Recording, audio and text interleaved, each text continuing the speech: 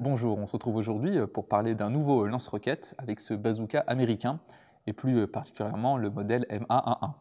Mais avant de voir l'histoire de cette arme anti-char, je tiens à remercier le musée Guerre-Épée en Ardennes qui permet de le filmer. Donc n'hésitez pas à consulter leur site internet et vous pouvez également leur rendre visite si vous êtes dans la région. Un grand merci également à mes tipeurs qui me permettent de poursuivre mon travail. Donc n'hésitez pas non plus à les rejoindre si vous le pouvez bien sûr. Lorsque les États-Unis vont entrer en guerre lors de la Deuxième Guerre mondiale, l'armée américaine ne dispose pas de beaucoup d'armes anti-chars et il faut rapidement développer une arme capable d'être rapidement déployée en masse, tant en Europe que dans le Pacifique. Même si les États-Unis ne sont pas entrés en guerre avec énormément d'armes anti-chars, de nombreux essais avaient été effectués après la Première Guerre mondiale. Tout d'abord, les USA ont cherché à développer des fusils et munitions anti-chars en s'appuyant sur le Tankweiher allemand que nous avions précédemment vu.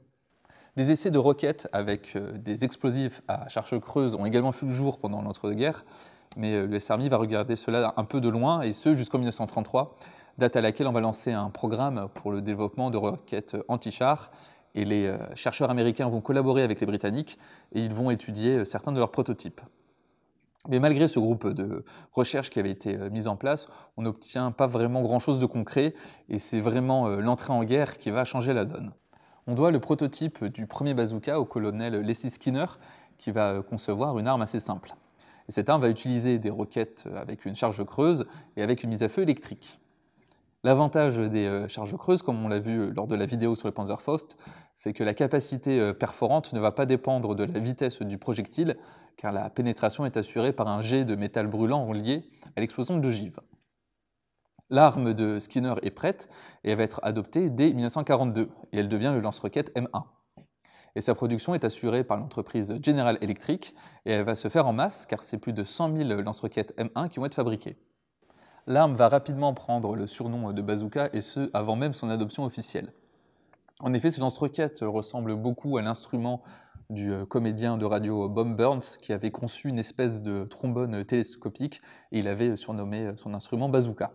En tout cas, ces bazookas arrivent sur le front en 1942, mais dès l'année suivante, on va chercher à le modifier pour régler quelques soucis et le rendre encore moins cher à produire. Et la roquette M6, qui accompagnait ce premier bazooka, va connaître également quelques critiques, et elle va aussi être modifiée. Et en juillet 1943, on adopte donc le M1A1, qui est cette variante, qui va être fabriquée à environ 60 000 exemplaires, et dont la principale différence est la suppression de la poignée verticale qu'il y avait sur les M1.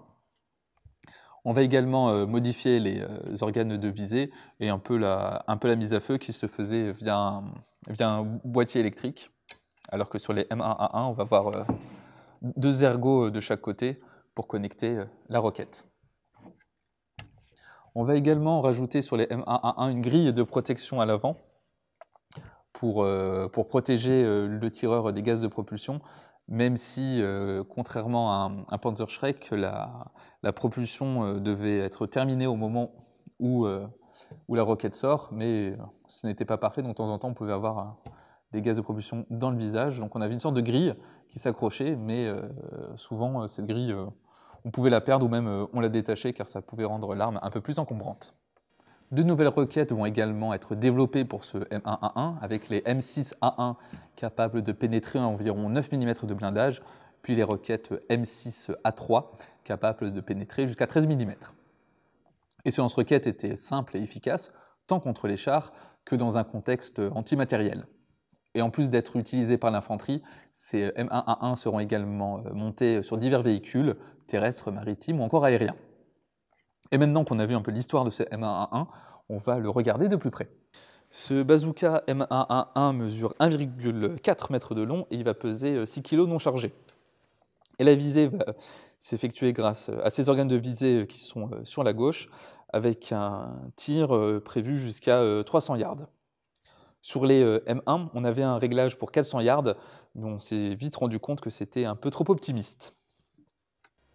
La mise à feu va se faire de manière électrique grâce à ce câble qui va de la détente jusqu'à cet ergot qui dépasse et sur lequel on va attacher un fil qui va le relier à la roquette.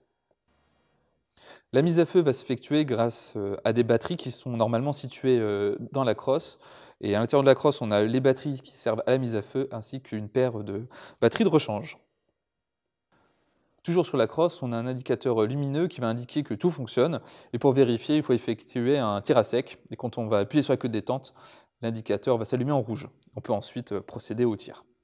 Pour préparer le tir, il faut évidemment sortir une roquette et on va l'insérer à l'arrière et la verrouiller grâce à ce loquet. Ensuite, on va pouvoir effectuer les connexions avec les fils issus de la roquette que l'on va attacher ici. Et lors du tir, il faut faire attention à ce que personne ne soit derrière à cause du jet de gaz de propulsion qui va sortir à l'arrière du tube. Le bazooka M1A1 et son prédécesseur M1 ont été fabriqués à plus de 170 000 exemplaires pendant la Deuxième Guerre mondiale. Et bien que cette arme ait été bien appréciée, elle n'était pas dénuée de défauts, notamment sa taille, et c'est ce qui va déclencher le développement du lance-roquette M9 dès l'année 1943. En tout cas, j'espère que cette vidéo vous aura permis d'en savoir un peu plus sur le célèbre bazooka, et j'espère que j'aurai l'occasion de filmer d'autres lance-roquettes qui lui ont succédé. D'ici là, je vous invite, comme d'habitude, à vous abonner à la chaîne, et également à soutenir mon travail grâce au Tipeee en description. Sur ce, on se dit à bientôt pour une prochaine vidéo.